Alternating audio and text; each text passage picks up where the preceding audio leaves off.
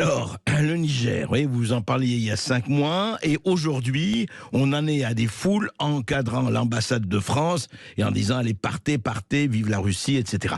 Alors, qu'est-ce qui se passe aujourd'hui? Où en est la situation, Bernard Lugan? Je suis sûr que vous la suivez, c'est bien. Alors la situation peut s'analyser à plusieurs niveaux.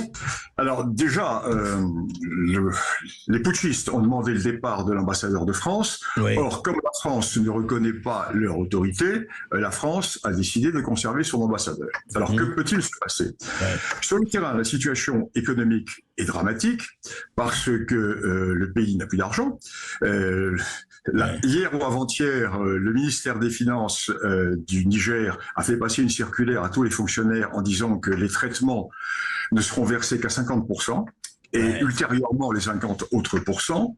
Au point de vue sécuritaire, la situation est dramatique parce que l'armée du Niger s'étant passée du soutien aérien, du soutien renseignement, du soutien logistique et du soutien de l'armée française, eh bien, les groupes terroristes tiennent le pays. Et les forces armées nigérianes sont en train de perdre des dizaines d'hommes par semaine. Le 15 août, 22 morts, 3 jours plus tard, 12 morts, des convois entiers de l'armée qui sont attaqués par des essaims de motos, 50 motos qui attaquent. Donc, on perd complètement du terrain, perd complètement de la réalité du terrain.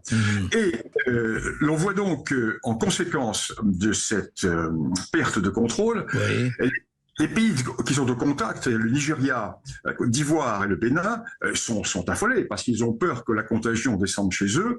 Et ces pays ont pris des positions contre la junte. Quant au nord, l'Algérie, eh bien, elle voit pousser l'État islamique au nord de la région des 3 frontières et vers Tillabéri.